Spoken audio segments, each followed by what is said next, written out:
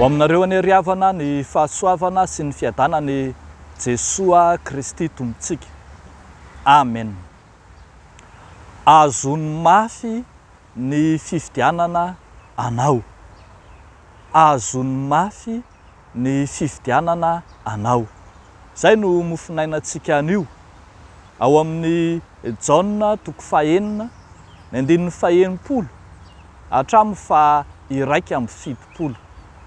Vakitsika ary amin'ny anaran'i Jesoa manao hoe: koa maro tamin'ny mpianany no nandre dia nanao hoe sarotra izany teny izany, iza no mahay no izany? Ary fantatry Jesoa tao am-pony fa nimonmonina tamin'izany ny mpianany, ka dia hoy izy taminy: mahatafitonana anareo va zany?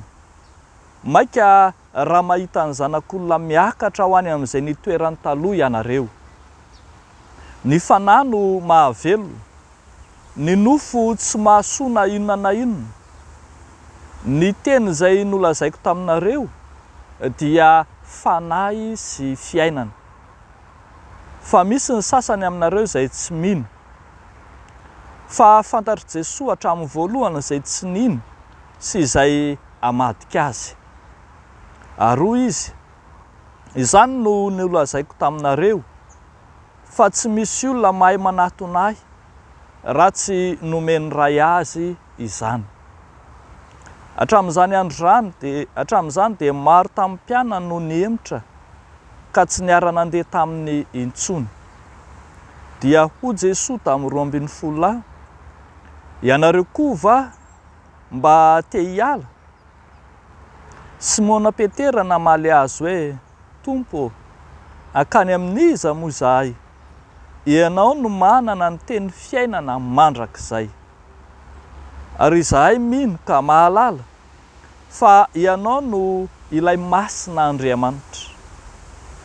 Jesoa namaly azy hoe: tsy izao va no nifidy anareo 12 lahy? Nefa ny anankiray aminareo aza dia devoly. Fa izy nilaza ny Jodasy, zanaky Simona Iskariota, fa izy io no ilay efa hamadika azy, nefa isan'ny 12 lahy. Ray Masino, manamasinanay amin'ny fahamarinana, ny teninao no fahamarinana. Amen. Azony mafy ny fiantsona sy ny fifidianana anao. Fanekempinoana nataony Simona Petera, misolo tena ny apôstôly 12 lahy no hitantsika eo amin'ny 19 sy ny 7 hoe: ianao mahalala, akany amin'iza moa izahay, ianao no manana ny teny fiainana mandrakizay.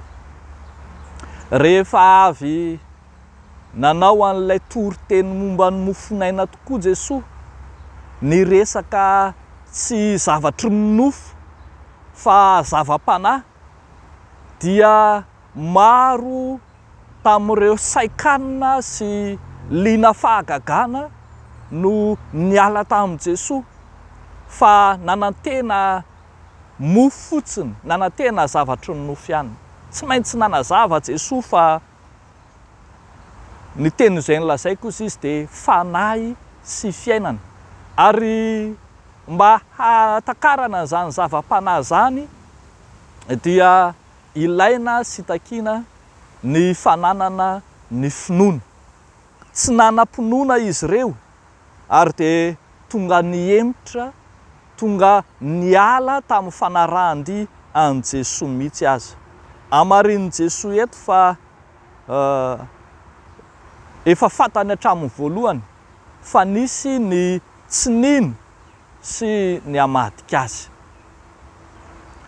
Riavako malala ao amin'ny Tompo, tena mila finiavana be mihitsy ny fanarahana ny Tompo, ny fankatoavana ny fifidianana, fa hitantsika eto fa misy hatramin'izay nofidiana aza no tonga namadika azy. Ary zany nahatonga an' Jesosy miteny hoe tsy zava no nifidy ny antso anareo 12 lahy nefa ny anankiray aminareo aza de devoly. Tsy sanatria akory ny antso devoly ho mpiara-miasa amin'ny tompo, fa hitantsika tsara tsy vanim-potoana ny lasa no ilazana, fa nandraiky lasa ny asan'ny Satana kosa i Jodasy Iskariota, ka na de olom-bo antso aza de tsy niazona ny fiantsony.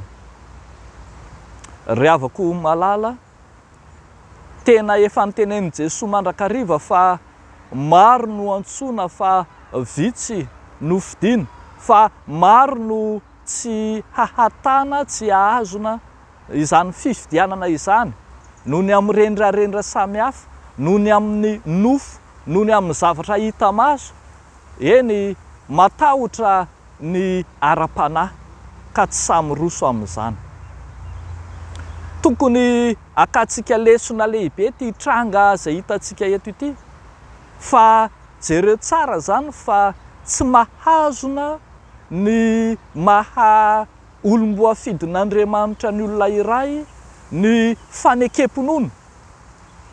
Tsy mahazona ny maha olom-bo fidy ny fanekena zay atao. Isika rehetra misy efa nanao fanekena mahampitandrina, fanekena mahadekona, fanekena mahampiandry, fanekena mahampandray fanasan'ny tompo sy ny hafa rehetra, kanefa tsy voazon'izany tsika rehefa miasa Satana, fa indraindray mirona mivona makany ivelany.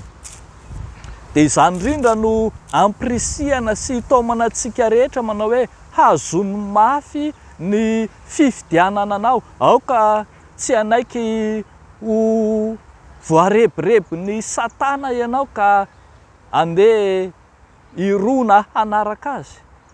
Aoka tsy voelingelin'ny zavatra hita maso, ny amin'ny nofo, ny amin'ny fitiavan-tena, ny amin'ny tombotsoan'ny tena manokana.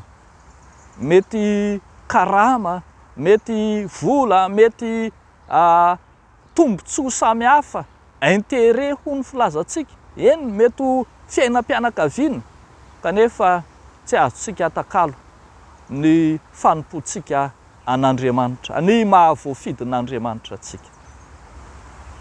Evero ary havana, tazony tsara, tazony mafy, fa marina mihitsy ny ambaran'ny soratra masina fa zao no andro farany izay mahatonga ny Satana hikororoka, eny, ka hitady namany, ary na de ny olom-bo fidy aza de ho voafitaka. Aoka hiazona tsara ny fifidianan'ny tompo anao ianao, efa natson'ny tompo ianao, amin'ny mahampandray ny fanasan'ny tompo anao. Aoka tsy hiova amin'izany, aoka tsy hiala, tsy hiemotra. Eny, manana andraikitra maro samihafa ianao, efa vita fanekena teo anatrehan'Andriamanitra ianao. Aza manaiky intsono ampiasain'ny Satana, noho ny amin'ny tombotsoa samihafa, noho ny amin'ny fiheverana, eny, noho ny amin'ny nofo aza. Fa ny tompo ianao, manana planina tsara lavitra noho ny aminao ny tompo, manana zavatra azo ampanantenana anao ny tompo, koa aoka hatoky hatramin'ny fahafatesana ianao, dia omenanao ny satro-boninahitry ny fiainana. Ho an'Andriamanitra irerian'ny voninahitra. Amen. Hivavaka isika. Ry Jesosy Kristy izay efa niantso sy nifidy anay, niantso anay mba ho fanaka voafidy hitondrana ny anaranao ianao. Misaotra anao zay Tompo nametraka ny anaranao ao anatinay tsiraray avy, ho mpanompo mahatoky amin'ny kely, tendrena anapaka ny be.